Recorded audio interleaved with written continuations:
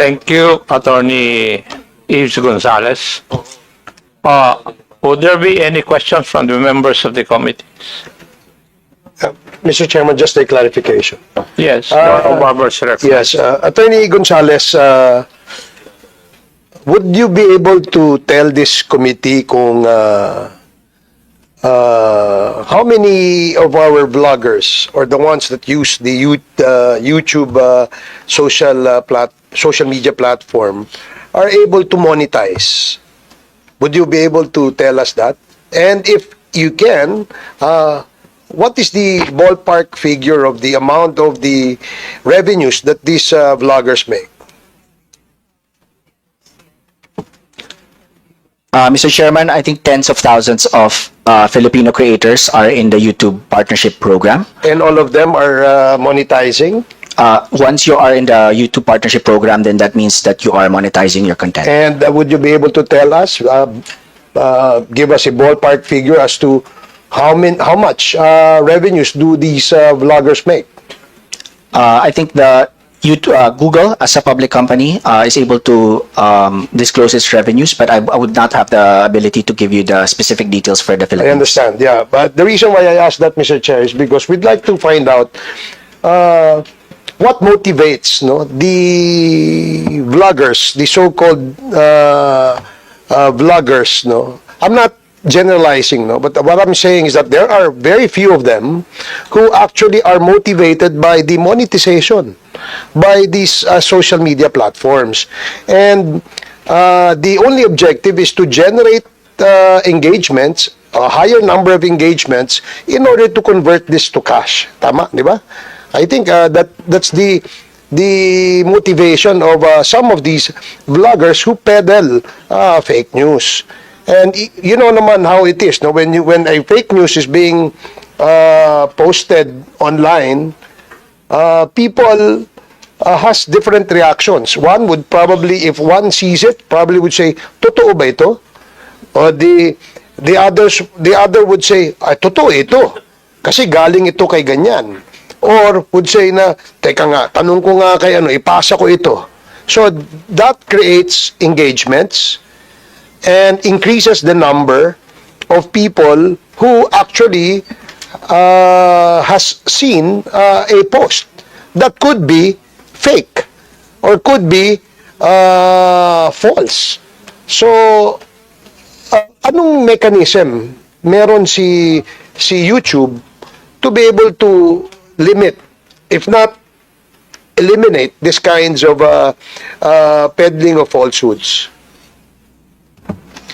Mr. Chair, I'd just like to share some relevant provisions of the advertiser-friendly guidelines which all YouTube creators need to comply with.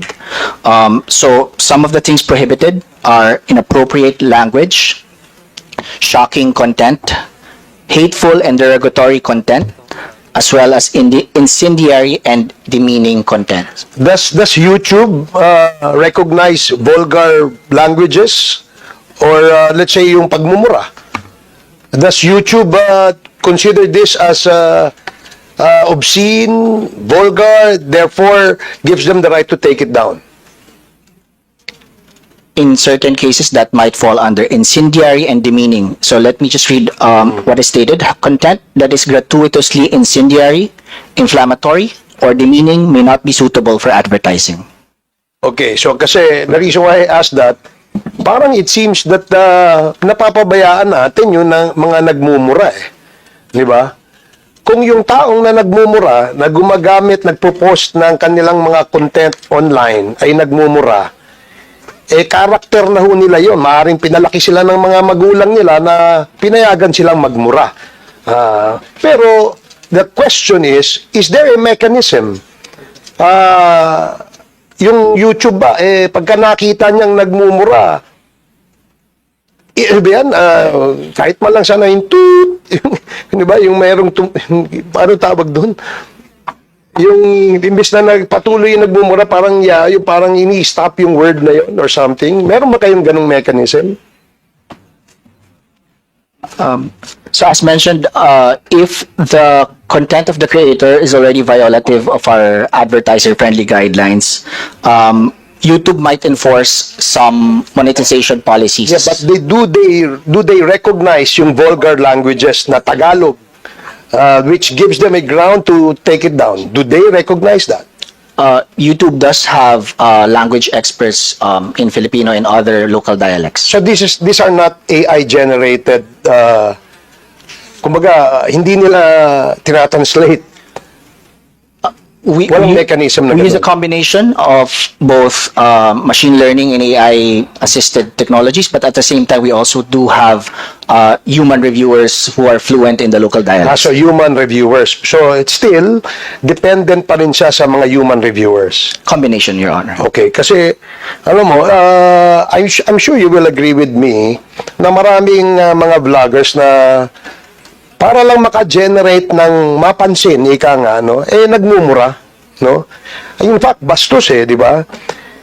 Hindi naman natin sila masisisi o hindi natin masisisi kung paano sila pinalaki ng kanilang mga magulang dahil siguro, pinalaki silang bastos di ba?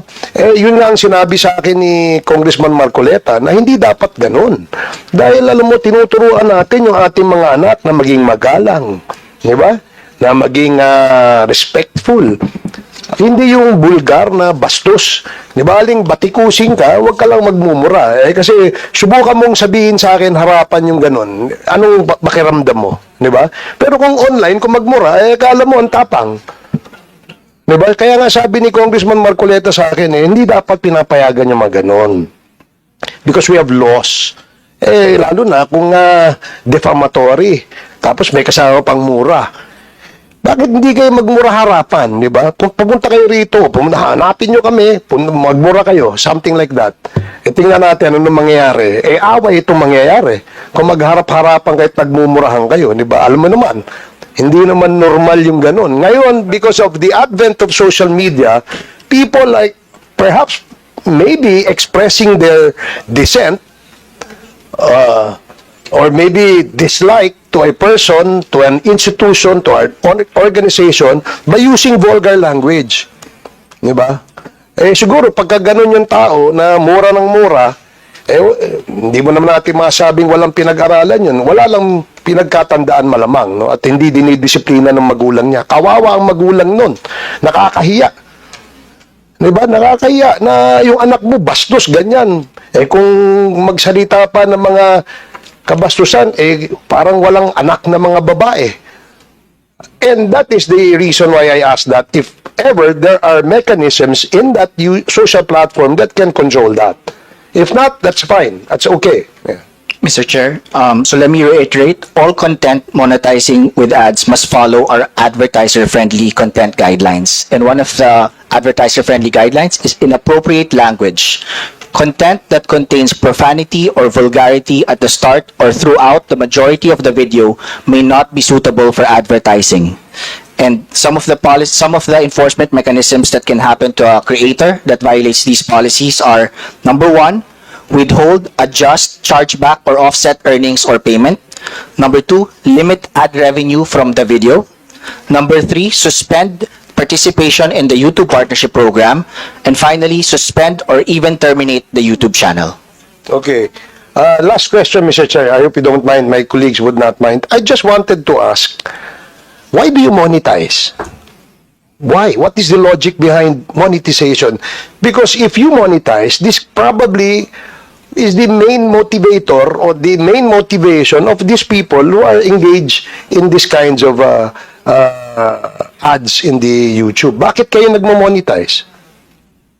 Mr. Chair, monetization through advertising is what pays for the service. So the ability for YouTube to be able to provide a free service to billions of people all around the world is supported by advertising. So basically, it's advertising. That's correct, Mr. So Chair. commercial.